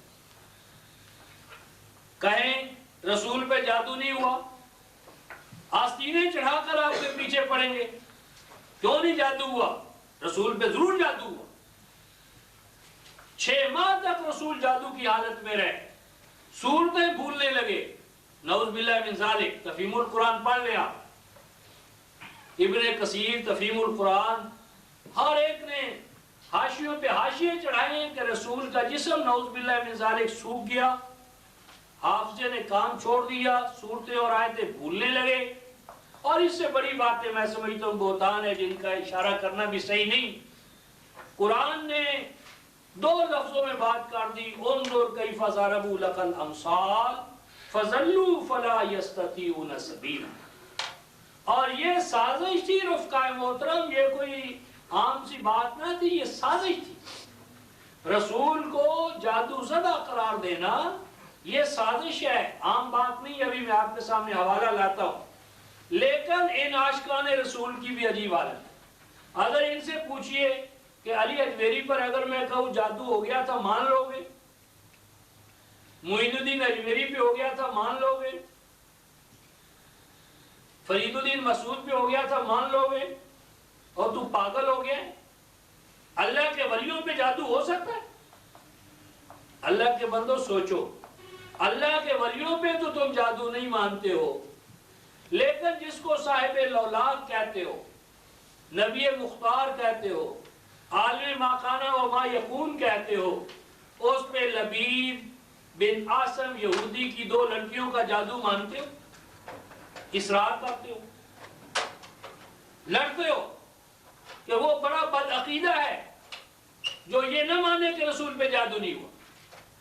بد عقیدہ کون ہے؟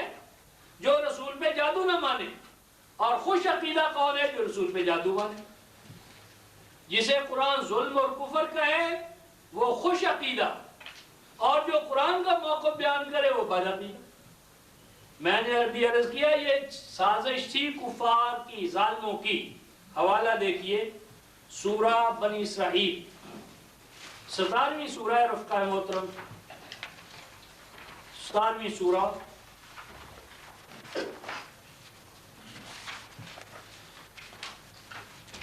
آیت نمبر 46-47۔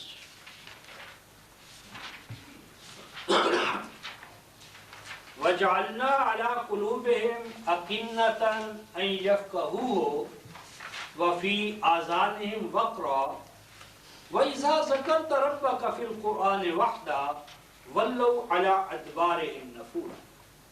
فرمایا کہ یہ قوم عجیب ہے، فرمایا کہ ہم ان کے دلوں پر دماغوں پر پردے پاتے ہیں۔ اکنہ قنین کی جمع ہے، کوریج۔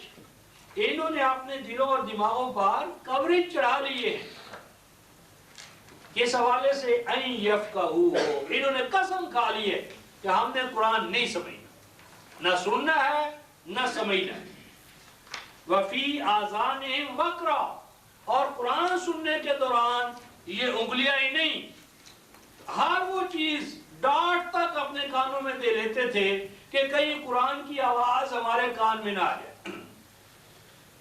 اس وقت رفقائے محترم یہ کام کفار کرتے تھے، اور آج نام نہاد خطبائے اسلام کرتے ہیں۔ قرآن کی کیسٹ لگائی، مولوی صاحب کہتے ہیں مجھے لحاف پر لحاف دے دو، یہ آواز نہ میرے کان میں آ جائے۔ پھر کہنے لگے میرے کان میں تیل ڈال دو۔ یہ کوئی رفقائے محترم میں یعنی مبالغے سے کام نہیں لے رہا، یہ واقعہ ہے سامنے کا۔ وہ انکار کر دیا، اس نے کہتا یہ کیسٹ میں نے نہیں سنی، یہ قرآن کی آواز میں نے نہیں سنی، یہ قرآن کا درس میں نے یاد نہیں ہونے دینا۔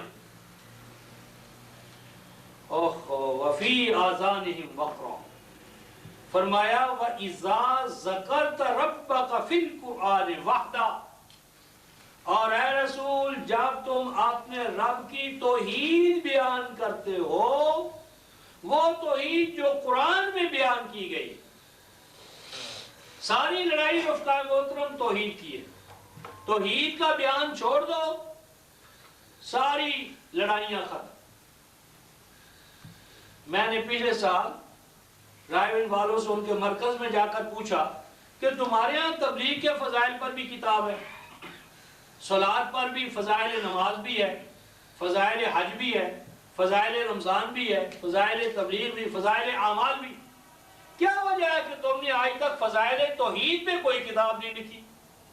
کیا توحید کی کوئی فضیلت نہیں ہے؟ فضائل توحید کیوں تمہارے نصاب سے خارج ہے؟ تو وہاں کوئی اعلیٰ حضرت جمشید صاحب ہے انچارج، انہوں نے کہا اس لیے کہ اس سے فساد پیدا ہوتا ہے، توحید سے رفقائے محترم ہوتا ہے فساد پیدا، نصاب سے خارج۔ تو ہر نبی توحید کے لیے معمور کیا گیا، ہر نبی آیا توحید بیان کرنے کے لیے آیا، تو ہر نبی فساد کے لیے آیا تھا؟ انبیاء کا مقام فریضہ توحید بیان کرنا تھا، اور توحید کو اپنے حساب سے خارج کر دے، یہ اس بات کی دلیل ہے کہ نبیوں والی لائن سے تم کٹ گئے۔ تو جس جماعت نے توحید کو پہلا اے پیپر لازمی پیپر قرار نہیں دیا اور اعمال پہ چلے گئے ہیں، وہ انبیاء کی لائن سے کٹی ہوئی لائن۔ پہلا پرچہ توحید کا ہے، توحید میں فیل ہو گئے، اعمال تک نوبت پہنچے گی نہیں۔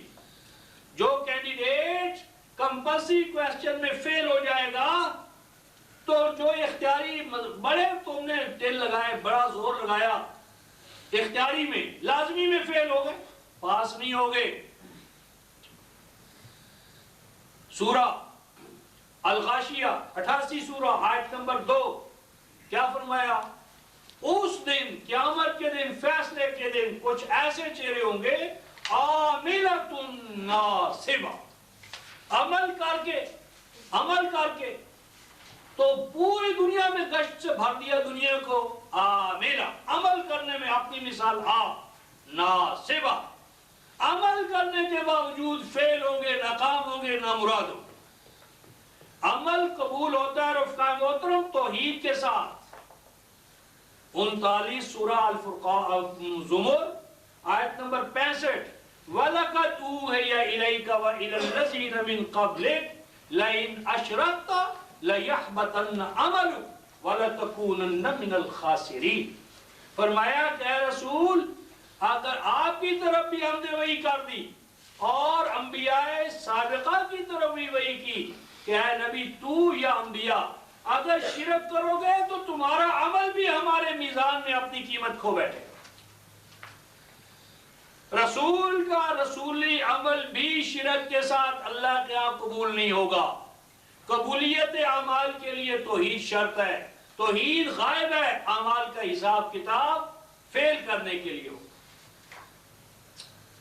کل ایک دوست نے پوچھا رفقائے محترم اسی ضمن میں کہ یہ جو امت میں آج ہمارے ہاں تسبیحاں آئیں، تسبیحاں، رفقائے محترم یہ حقیقت ہے کہ نبی پاک صلی اللہ علیہ وسلم نے، صحابہ کرام نے کبھی کوئی تسبیح نہیں پکڑی ہاتھ میں، یہ سنت کے خلاف۔ تسبیح کیا ہے رفقائے محترم؟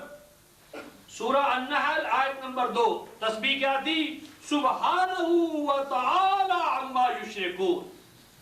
تسبیح تھی توحید کی تبلیغ، توحید کو سمجھنا، توحید کو سمجھانا۔ تسبیح تھی توحید، مسبح تھا موحد۔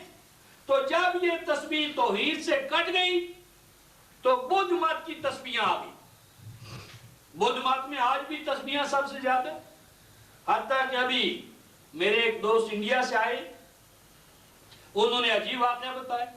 کہنے لگا کہ میں ایک آریہ سماج کے رکن کے گھر پہنچا تو اس کی والدہ نے مجھے بلا لیا، وہ بھی ملتان کی تھی، تو اور وہ تسبیح چلا رہی تھی رفقائے محترم، منکے پہ منکا جا رہا تھا۔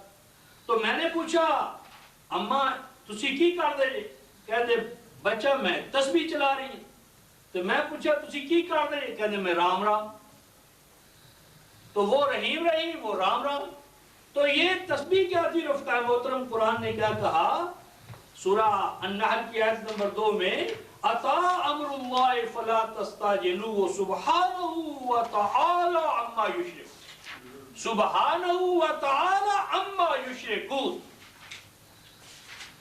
یعنی تسبیح کیا ہے؟ توحید بیان کرنا، توحید کو اسٹیبلش کرنا، شرک کا قلع کما کرنا، اور اس توحید کے لیے طاقت درکار ہے۔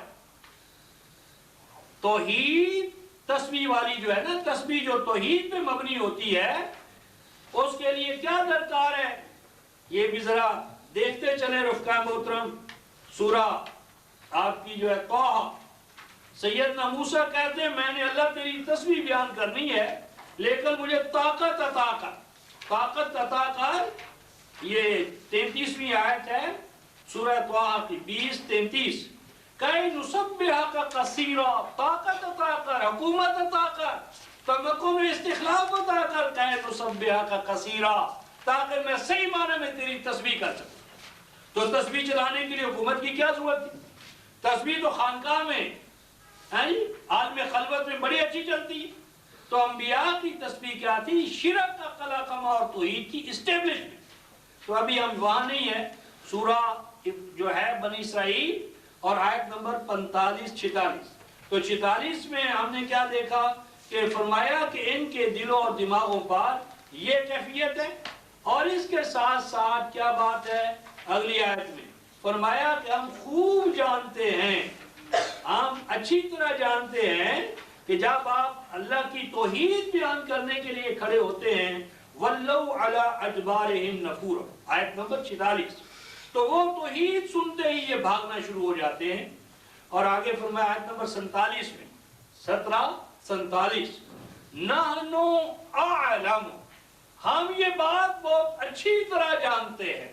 اللہ فرما رہا ہے جو میں کہتا ہوں کہ ہر اختلاف جو امت میں ہونا تھا، امت کے ہر اختلاف کا حل قرآن میں بیان کر دیا گیا ہے۔ اگر نہ بیان ہو تو ختم نبوت ظلم ہے۔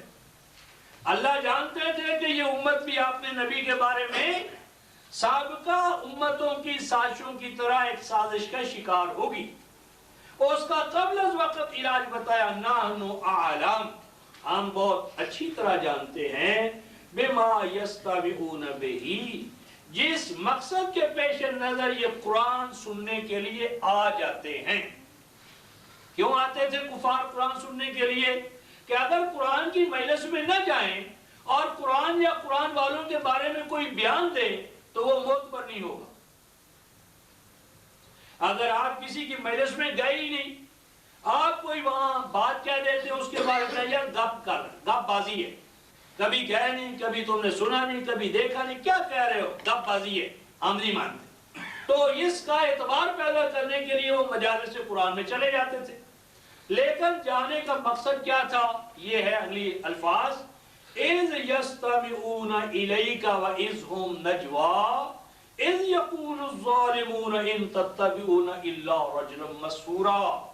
فرمایا کہ یہ نام نہاد قرآن سننے والے اس لیے قرآن سننے کے لیے آتے ہیں تاکہ ایک سازش کریں۔ نجوا کا معنی ہوتا ہے کنسپریسی، سازش، تاکہ یہ ایک سازش کر سکیں، ایک سازش کو جنم دے سکیں، اس کو پیدا کر سکیں۔ اور وہ سازش کیا ہے رفقائے محترم؟ ہمارا ترجمہ نہ مانیے، یہ جو میں نے آپ کے سامنے حوالہ جات رکھے ہیں، کوئی سا ترجمہ آپ اٹھا لیں جس پر آپ کو اعتبار ہے، جو بدیوں کا، بریلویوں کا، اہل تشیعوں کا ترجمہ آپ خود دیکھ لیں، حوالے میں نے آپ کے ساتھ دے دیے۔ اگر اس ترجمے میں کوئی کسی حوالے سے زیر زبر کی، آگے پیچھے کسی حوالے سے، تو میں ذمہ دار ہوں۔ حوالے آپ کے سامنے، آپ اپنے تراجم کو جا کر دیکھ لیں۔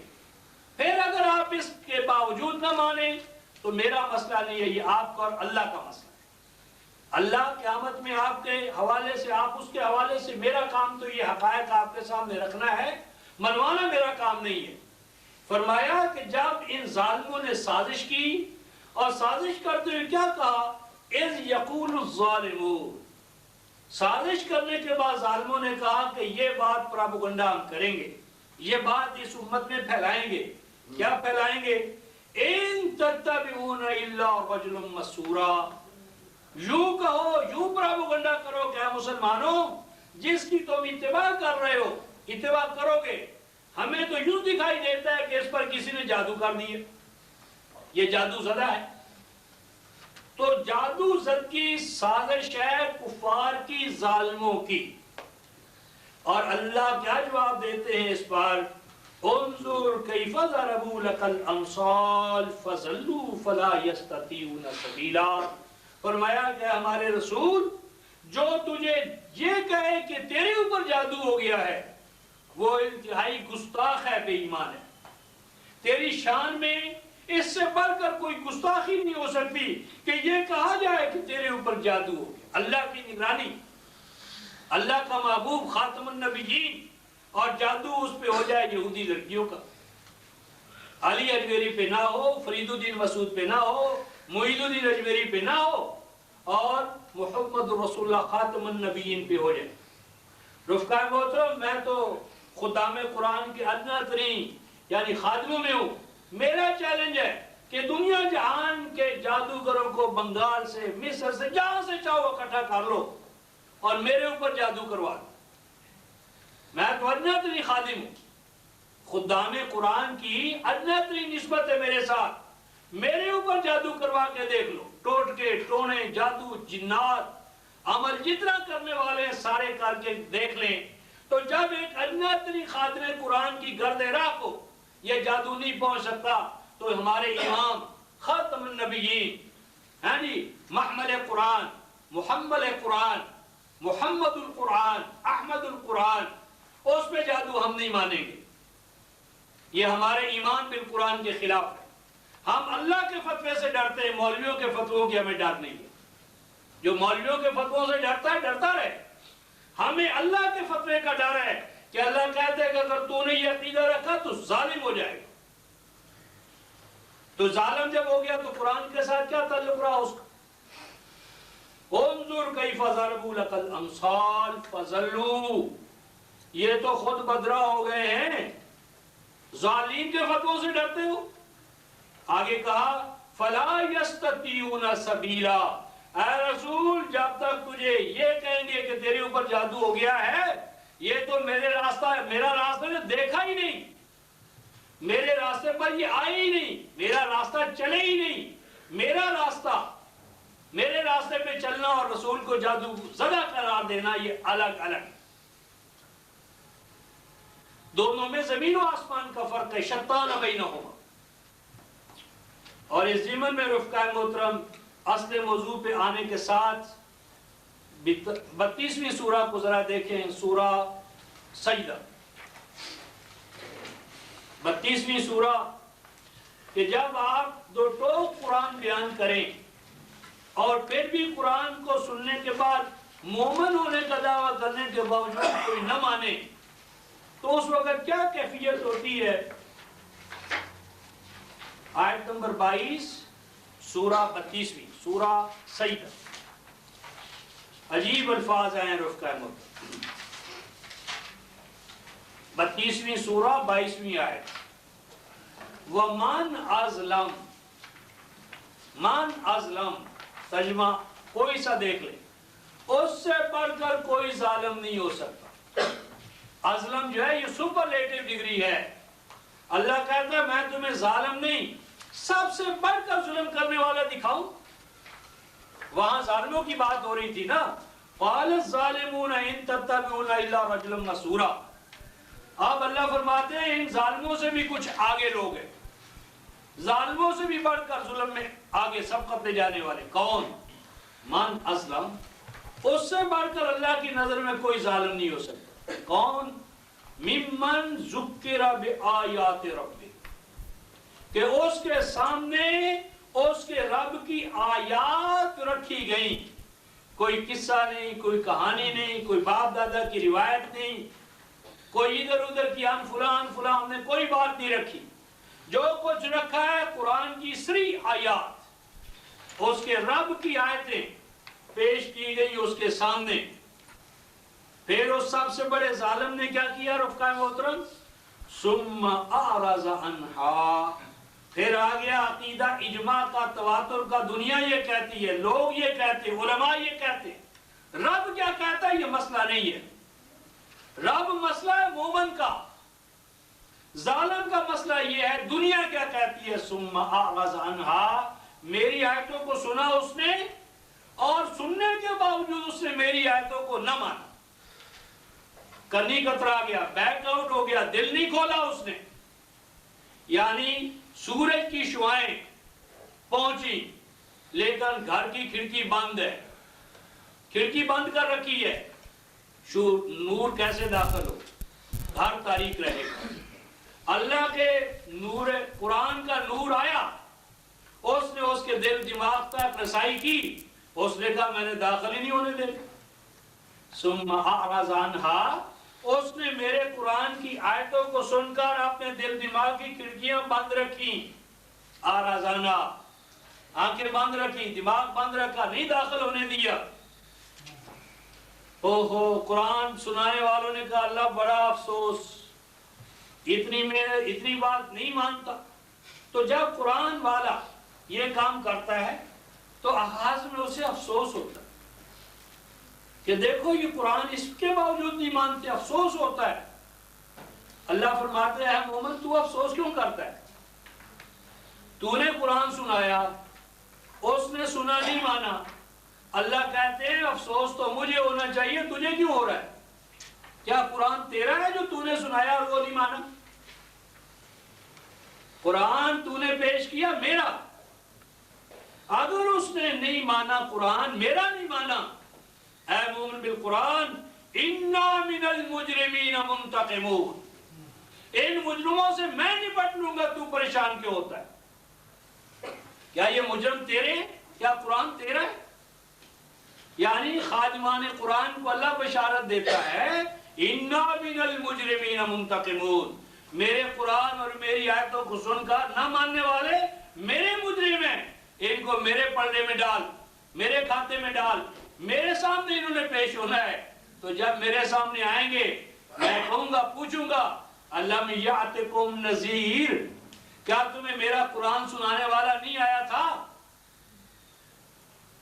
67 آیت نمبر 10 ذرا نکال کر دیکھیں، سورۃ الملک جو بزرگ بتاتے تھے کہ سونے سے پہلے پڑھ لیا کرو 67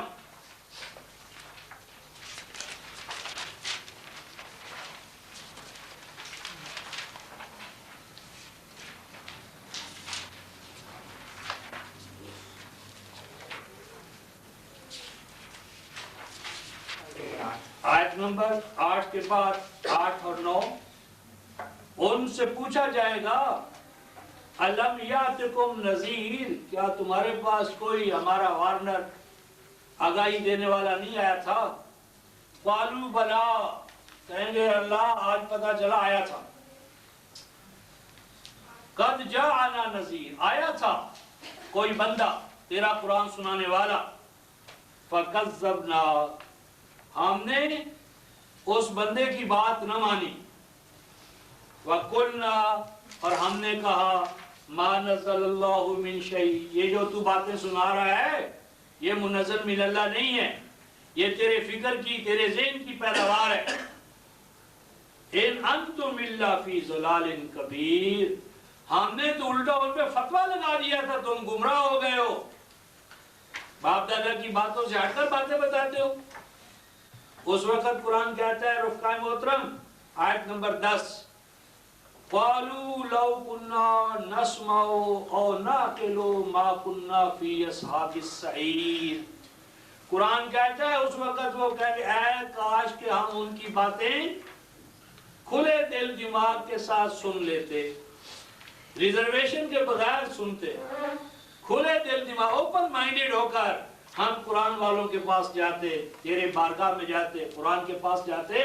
اور نہ کہ لو اوپن مائنڈڈ ہونا نہیں کافی، عقل کا دروازہ بھی ہم ہے کاش کے کھلا رکھتے.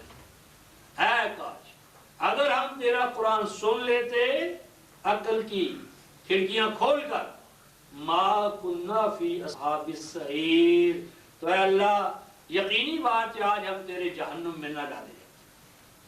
اللہ فرماتے ہیں فَاعْتَرَفُوا بِذَنبِهِمْ، بے ذنوبہم نہیں فرمایا، بے ذنبے. سب سے بڑا گناہ جو ہے اور رفقائے محترم کیا ہے؟ قرآن کو سن کر دل دماغ کی کھڑکیاں نہ کھولنا سب سے بڑا گناہ ہے. ہر گناہ یہاں سے پیدا ہوتا ہے. فَاعْتَرَفُوا، وہ اعتراف کر لیں گے، کنفیشن ہو جائے گا، اعتراف کریں گے کس چیز کا؟ بے ذنبے، آپ نے اس گناہ کا، ذنوب نہیں کہا. یہ گناہ ہاتھی کے پاؤں میں سب کا پاؤں اتنا بڑا گناہ ہے کہ اس کے تسلیم کر لینے کے بعد وہ تو سمجھیں گے کہ شاید کوئی بھلائی ہو جائے، چھوٹ جائے. لیکن فرمایا فَسُحْقًا لِأَصْحَابِ السَّعِيرِ، وہ اعتراف گناہ کر لیں گے اور بارگاہ الہی سے حکم ہوگا ہاتھ لے جاؤ ان کو جہنم کی جانب. قرآن سنا انہوں نے اور سننے کے بعد اس کو انسنا کر دی. تو یہ جو ہے رفقائے محترم نذیر جو آنے تھے انہوں نے کیا کام کرنا تھا؟ آنے والے نذیر جن کا قرآن میں ذکر ہے انہوں نے آ کر کیا کرنا تھا کام رفقائے محترم؟ قرآن ان کا ایک ہی کام بتاتا ہے. یہ قرآن سورہ زمر 31ویں آیت، سورہ زمر 39ویں سورہ ہے، آیت نمبر 31، کہ جب گروہ در گروہ جہنم کی طرف ان کو ہانکا جائے گا تو کہا جائے گا، پوچھا جائے گا ان سے کیا نہ آئے تھے تمہارے پاس میرا پیغام پہنچانے والے؟ ان کو وہاں نذیر کہا، یہاں رسول کا. اور انہوں نے کرنا کیا تھا کام رفقائے محترم؟ کیا کام کرنا تھا؟ یتلون علیکم آیات ربکم. باپ دادا کی روایتیں نہیں، قصے نہیں، کہانیاں نہیں، کیا ایسے بندے نہیں آئے تھے؟ آیت نمبر 39ویں سورہ، یتلون علیکم آیات ربکم، میرے قرآن سنانے والے، میری قرآن کی آیتیں تمہیں پڑھ کر سنانے والے نہیں آئے تھے؟ وَيُنذِرُونَكُمْ لِقَاءَ يَوْمِكُمْ هَٰذَا، وہ نہ آئے تھے جو تمہیں بتاتے کیا لوگو کل کو تم نے اپنے مالک الملک کے سامنے جانا ہے، اس نے تم سے قرآن کے بارے میں پہلا سوال ہونا ہے رفقائے محترم. یہ نوٹ فرما لیں. یہ جو تصور ہے کہ اولی پرسش نماز بود، میں کہتا ہوں خلاف قرآن. اولی پرسش قرآن بود. حوالہ دیتا ہوں، سند دیتا ہوں. اولی پرسش قرآن بود. سورہ زخرف 43ویں سورہ آیت نمبر 44. اِنَّهُ لَذِكْرٌ لَكَ وَلِقَوْمِكَ وَسَوْفَ تُسْأَلُونَ. سب سے پہلا قیامت میں سوال کمپلسری پیپر پہ کیا ہوگا کہ رسول سے پوچھا جائے گا تو نے یہ میرا قرآن پہنچایا؟ امت سے پوچھا جائے گا میرا قرآن تم تک پہنچا یا نہیں پہنچا؟ پہنچا تو اس کو ایمان بنایا یا نہیں بنایا؟ پہلا نماز کا سوال نہیں ہوگا، پہلا سوال قرآن کا ہوگا. 43/44 اِنَّهُ لَذِكْرٌ لَكَ وَلِقَوْمِكَ وَسَوْفَ تُسْأَلُونَ. تو وہ پوچھیں گے اللہ تبارک و تعالیٰ يُنذِرُونَكُمْ لِقَاءَ يَوْمِكُمْ هَذَا قَالُوا بَلَىٰ. ہاں آئے تھے کچھ تیرے بندے، تیرا قرآن سناتے تھے، تو پھر تم کیا کرتے تھے؟ نہیں مانا ہم نے. تو فرمایا وَلَٰكِنْ حَقَّتْ كَلِمَةُ الْعَذَابِ عَلَى الْكَافِرِينَ. تو ان کافروں پر قانون عذاب لاگو کر دیا جائے گا، نافذ کر دیا جائے گا. نہیں مانا میرا قرآن تو آؤ پھر. میری مراد یہ تھی رفقائے محترم کہ یہ جو کفار کا عقیدہ ہم نے سورۃ الفرقان میں پڑھا آیت نمبر 8 اور 9 میں، یہ کفار کا عقیدہ، یہ کفار کا عقیدہ ہے. اور باقی یہ بڑا مسئلہ نہیں کہ رسول پہ جادو ہو گیا. کون سی ایسی بات ہے؟ کیا وہ بشر نہیں تھے؟ میں کہتا ہوں رفقائے محترم بشر دیوانہ ہو جاتا ہے، پاگل ہو جاتا ہے. کیا ہم رسول کو بشریت کی وجہ سے مجنون مان سکتے؟ نہیں مانیں گے. کیوں؟ کہ قرآن نے کہا کہ آپ ہرگز مجنون نہیں. تو اگر ایک امکان ہو لیکن قرآن نفی کر دے پھر ہم کیسے مان لیں؟ اس ضمن میں 20ویں سورہ طٰہٰ کی آیت نمبر 66 دیکھتے چلیں تاکہ یہ عقیدہ جو ہے کہ رسول پہ ہو گیا جادو اور وہ 6 ماہ تک نعوذ باللہ اس حالت میں رہے. اس کے بارے میں 6 ماہ تو ایک طرف رہے رفقائے محترم، 6 سیکنڈ کے لیے یہ عقیدہ نہیں مانا جا سکتا. سورہ طٰہٰ 20ویں سورہ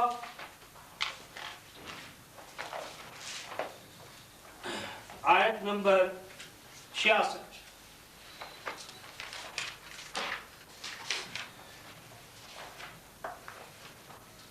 66 سے لے کر 69 اس میں حکم یہ ہو رہا ہے کہ سیدنا موسیٰ کے مقابلے میں فرعون نے جادوگروں کو اکٹھا کیا اور جادوگروں سے جو کچھ ہو سکتا تھا انہوں نے اپنے کرتب دکھائے اور بڑے بڑے کرتب دکھائے. تو سیدنا موسیٰ علیہ السلام نے جب ان کے ان کرتبوں کو دیکھا، شعبدوں کو دیکھا جس طرح آج ہم مداریوں کے دیکھتے ہیں، تو ان کے ذہن میں یوں خیال آیا ایسا نہ ہو کہ میرے خطاب سے پہلے ہی یہ کرتب اور شعبے ان کے دل دماغ پر اثر انداز ہو جائے اور میری بات والی تقریر یا خطاب جو ہے وہ اپنا کام نہ کر دکھائے. اس پر قرآن نے کہا آیت نمبر 68 سورہ طٰہٰ، قُلْنَا کہا ہم نے، آواز دی ہم نے، جو ہی موسیٰ علیہ السلام کے ذہن میں جادوگروں کے جادو کے کامیاب ہونے کے بارے میں خیال آیا، خیال ابھی جان نہیں پکڑی، وہ ذہن میں قائم نہیں ہوا، ایک لپٹے کی طرح وہ خیال ذہن میں آیا. قُلْنَا اللہ تبارک و تعالیٰ نے فوراً وحی کی سیدنا موسیٰ کی طرف. کیا فرمایا اس وحی میں؟ لا تخف انک انت الاعلی. اے موسیٰ اللہ تیری خوف بھی اپنے ذہن میں مت لا کہ جادوگر تیرے اوپر تو کجا ان پر بھی غالب آ سکتے. تو رہے گا اس مجلس کا میر مجلس، اعلیٰ ہوگا.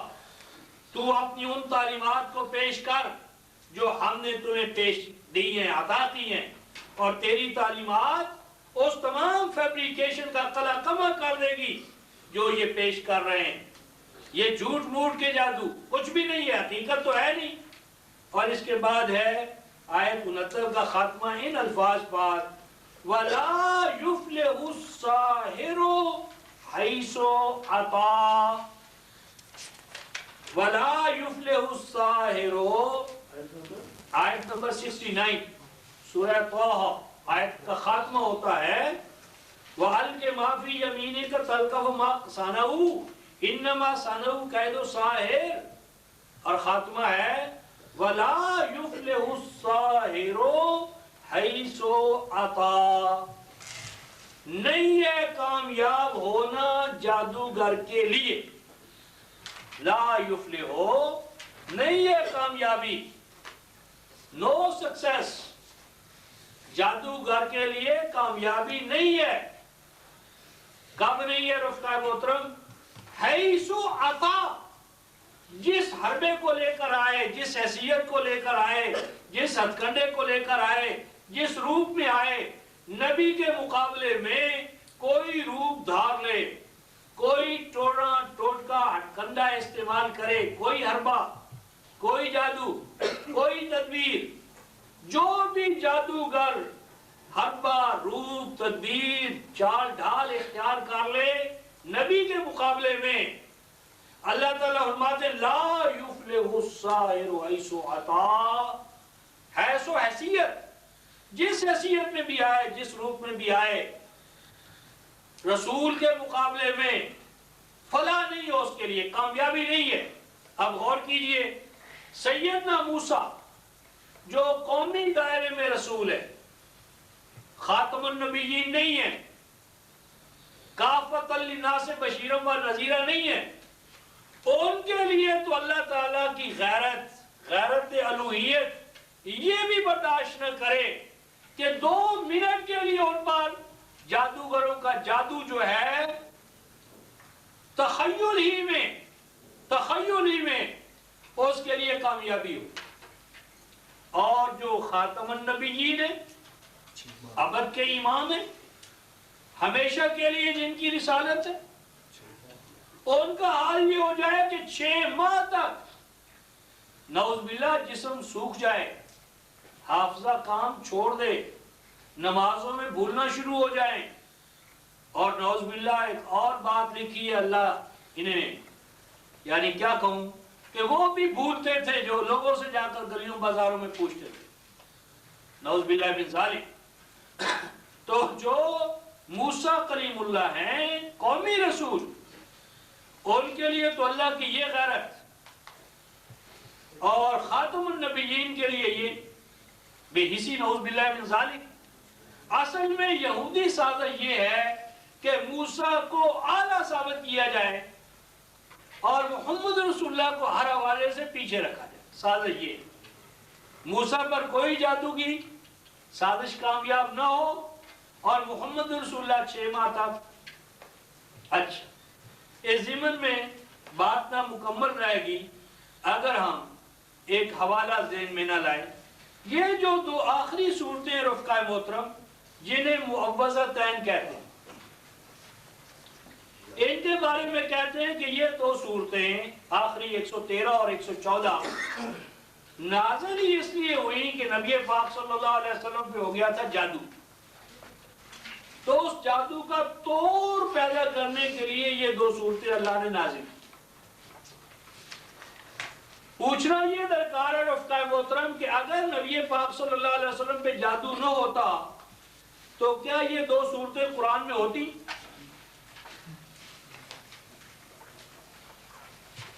تو اس کا تو مطلب یہ ہوا کہ لبید بن عاصم یہودی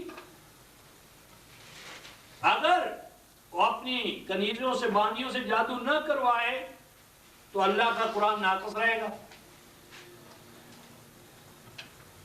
اور اگر اللہ کا قرآن مکمل ہونا ہے تو انہوں نے جادو بھی کرنا ہے، کیونکہ اگر وہ جادو نہیں کرے گی تو اللہ کی یہ 2 صورتیں نازل کیسے ہوں گی؟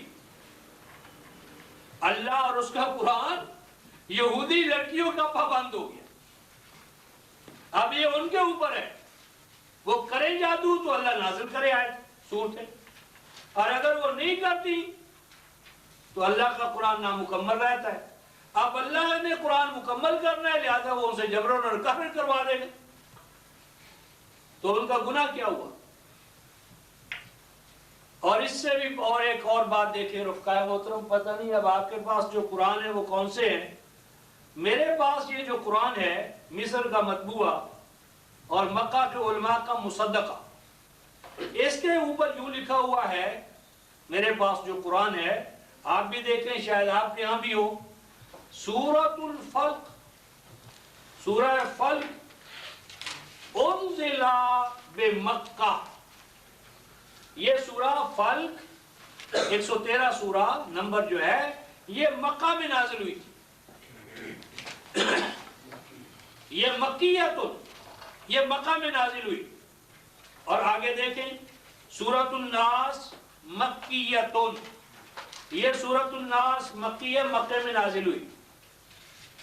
اللہ کے بندو سوچو، جب یہ دونوں صورتیں مکہ میں نازل ہوئی، ہجرت سے پہلے نازل ہوئی، کیونکہ مکی دور ہجرت سے پہلے کا ہے، اور ہجرت کے بعد قرآن جو نازل ہے وہ مدنی ہوتا ہے۔ یہ جادو والا واقعہ جو یہ کھڑا ہے انہوں نے، یہ مدینے میں یہودیوں نے، ان کی 2 لونڈیوں نے کیا، یہ مدینے کا واقعہ ہے۔ اللہ کے بندو یہ دونوں صورتیں مکہ میں پہلے نازل ہوئی ہیں، تو جو پہلے نازل ہوئی ہیں وہ بعد والے واقعے کا سبب کیسے بن گئی؟ یعنی یہ جو دونوں صورتیں ہیں یہ تو مکہ میں پہلے نازل ہو چکی ہیں، جادو کا واقعہ بعد میں آیا ہے، لہذا شان نزول ہی جھوٹ ہے، یہ واقعی غلط ہے، کیونکہ اگر ایسا ہوتا تو یہ مکے میں ہوتا رسول پہ جادو، تو مکے میں جادو نہیں ہے، مدینے میں جادو ہے، اور یہ دونوں صورتیں جو ہے وہ مکی ہیں، نام نہیں دیتا۔ بہت بڑے علامہ نے اپنی تفسیر میں یہ سوال بھی اٹھا دی ہے، کہتے ہیں ہاں جہاں میں لکھ تو رہا ہوں کہ رسول پہ جادو ہوا اور یہ 2 صورتیں نازل ہوئی، لیکن علماء کی ایک کثیر تعداد یہ کہتی ہے کہ یہ دونوں صورتیں تو مکی ہیں، اور یہ جو جادو کا واقعہ یہ مدینے میں آیا، تو اس کا کیا جواب ہے؟ لکھتے ہیں یہ ایک بڑی الجھن ہے، یہ واقعی ایک ٹیڑھا سوال ہے اور ایک بڑی الجھن ہے، واقعی یہ سوال مانتے ہیں بڑا ٹیڑھا سوال ہے، بنیادی نوعیت کا سوال ہے۔ جواب کیا دیا ہے رفقائے محترم؟ لکھا ہے کہ کیا عجب کہ یہ صورتیں دونوں دوبارہ نازل کی گئی ہوں، یہ کیا عجب بھی بڑا عجیب ہے۔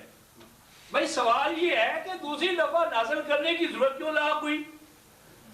کیا رسول بھول گئے تھے؟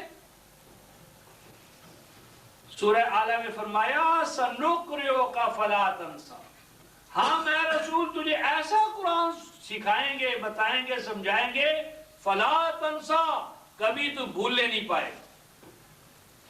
تو اگر رسول قرآن بھول گیا تو اللہ کے دعوے کی نفی ہو گئی، اگر اسے یاد تھا تو دوبارہ نازل کرنے کا فائدہ کیا ہوا؟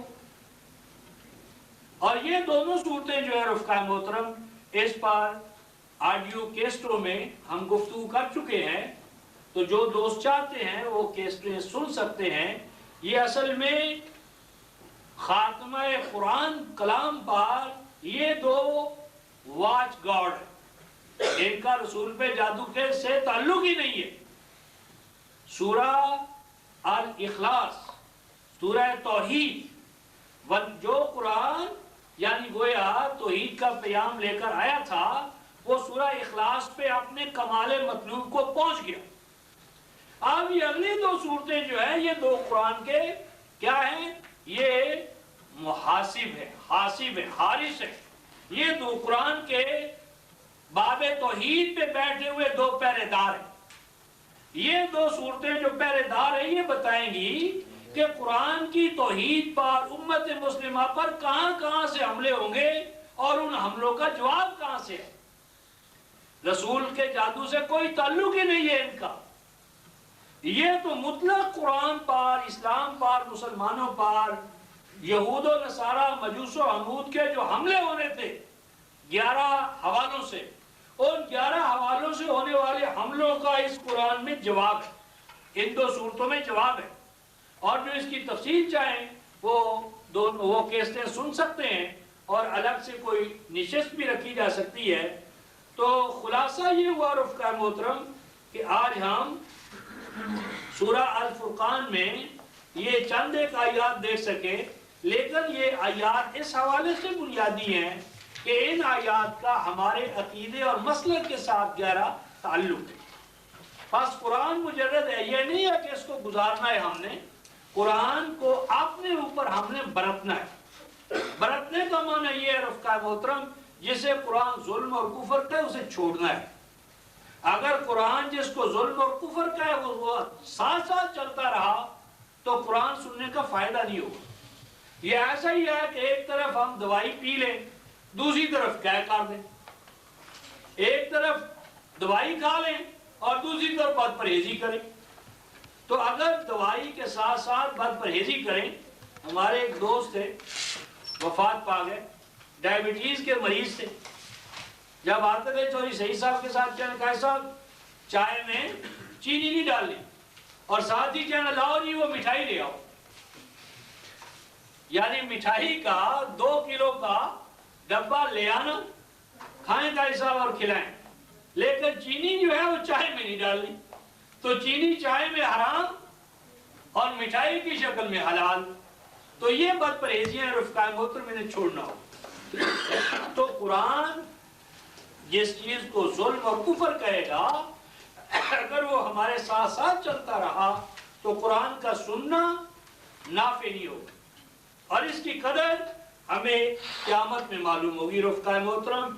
اور یہ حیات جو حیات ہے مستعد چند روزہ، اس میں قرآن کا شاید وہ فائدہ ہمیں نظر نہ آئے، لیکن یہی قرآن قیامت میں یا ہمارے خلاف بارگاہ الہی میں استغاثہ دائر کرنے والا بنے گا، اور یا ہمارے لیے بارگاہ الہی میں گواہ ٹھہرے گا کہ یہ ہے تیرے قرآن کے خدام، اور ہمارے لیے قرآن ہوگا گواہ، ہمارے حق میں گواہ یا ہمارے خلاف گواہ، یہ ہم نے اپنے طرز عمل سے ثابت کرنا ہے۔